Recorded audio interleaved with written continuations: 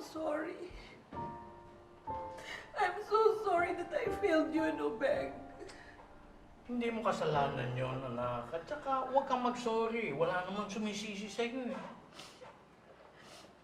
Napakatanga ko din kasi kung bakit pa. Why didn't I recognize that Lander's words were just empty promises? Dahil nagpadala ka sa emosyon mo. Pero hindi naman kita sinisisi. Hindi ako titigil, Papa. Babawiin ko ang Apex kay Moira. Anak, madumi maglaro yung babae niya. Pero Papa, I still believe in what you said. That evil will never triumph over good. Araw ni Moira ngayon. Pero darating din ang araw natin.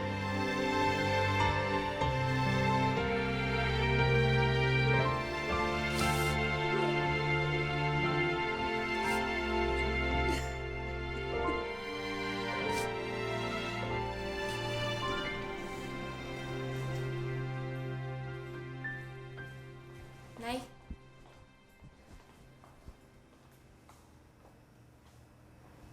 Pwede po ba tayo mag-usap? Tamang-tama. Gusto rin kitang kausapin dahil sa nangyari sa inyo ni Carlos kanina. Bakit ka ba nag-walk out? Alam mo, kayong dalawa ni Carlos, meron kayong sinabing hindi maganda sa isa't isa. Nag-sorry naman siya sa'yo, hindi ba? Ano ba bang gusto mo? Alam mo, nahihiya ako kay Carlos eh. Bakit mo sinabi sa kanya na sana hindi na ako magpakasal sa kanya? Sorry po, Nay.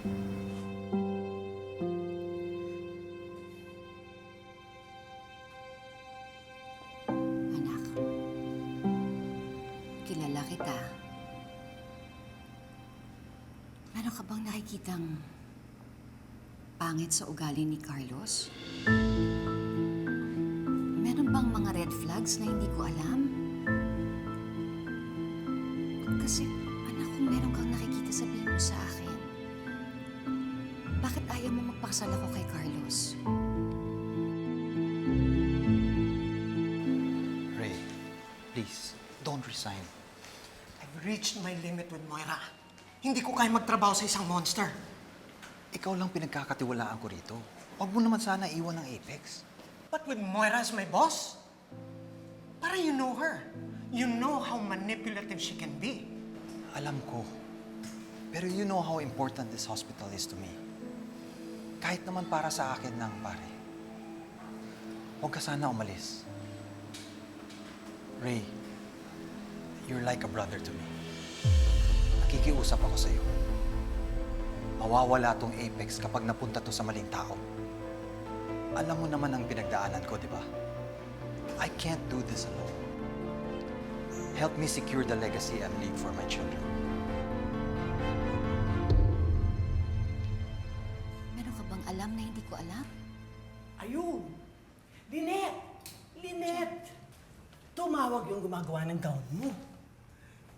Papunta na raw siya rito. Sigurado maganda yun.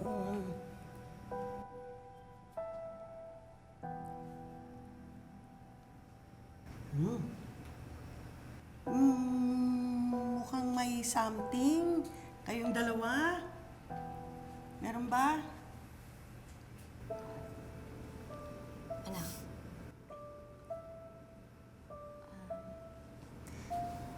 Pumunta lang naman po ako dito, Nay, kasi gusto ko pong mag-sorry sa nangyari po kanina. Nabigla lang po ako, kaya nasabi ko po yung mga yun. okay lang naman yun, anak. Sabi naman ni Carlos, naintindihan ka niya.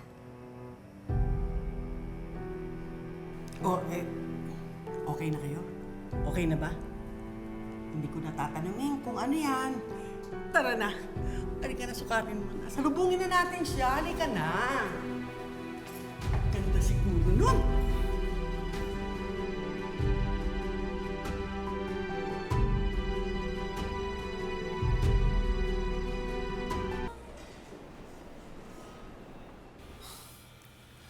Lynette, medyo mataas ang BP mo.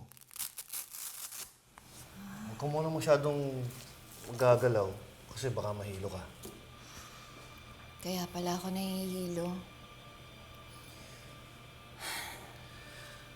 Alam mo, siguro dahil kanina, nakita ko sobrang nagalit ka. Kaya siguro nag-trigger yung BP mo kaya tumaas. Kumusta na kayo ni Annalyn? Nagsorry na siya sa akin. Ang sabi niya, nabigla lang daw siya nung sinabi niya na sana hindi kita pakasalan. Alam mo, Lynette, kasalanan ko rin naman eh. Siguro, nadala siya ng galit niya dahil sa mga sinabi ko tungkol sa tatay niya.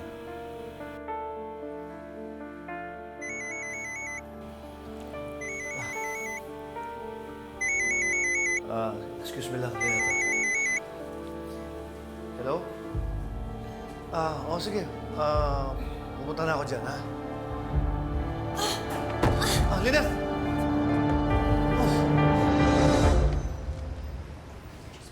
Salamat, ate. Salamat po. Mag-juice ka muna, anak. Gusto mo mag-dinner na lang dito? Anong gusto mo ulat? Hindi na po, tay. Okay lang po ako. Thank you po. Tay. Nabalitaan ko po na hindi na daw po sa'yo yung Apex. Kamusta ka po? Okay lang naman, anak. Technically, sa amin pa rin yun ni Moira because we're married. Yun lang, she has control over it. Pero, huwag mo na problemahin yan, anak. Kami na ni Tita Giselle mo ang bahala dyan. Siya nga pala, hindi na ako nakapagpaalam sa'yo dun sa bar. Kumusta ka naman, anak? Okay lang po ako. Talaga bang okay ka lang? Tatay mo ako. I know that something's bothering you.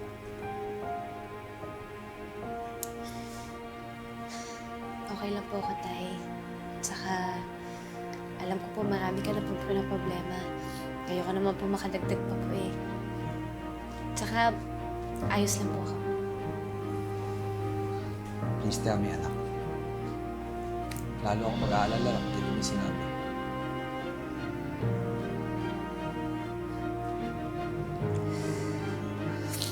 Natatakot po kasi ako, tay.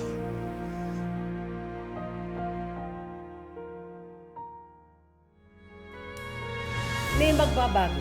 Nung dati, si Annalyn lang ang priority mo. Ngayon, priority mo na rin ang asawa mo. Sa tingin ko po, mahal-mahal po niya na. Ang laki po ng kasalanan niya para bilhan ka po niya ng ganyan. Nakakatawa, no? Na iniisip nila na kaya nila akong salisihan dito mismo sa Apex. Hindi ko makakalimutan ang pang-aapi nila sa akin to our partnership. To our partnership. Bakit nandito si Lina? I think she deserves to know our situation. Aalis na lang ako. Bakit? Dahil nandito lang si Lynette?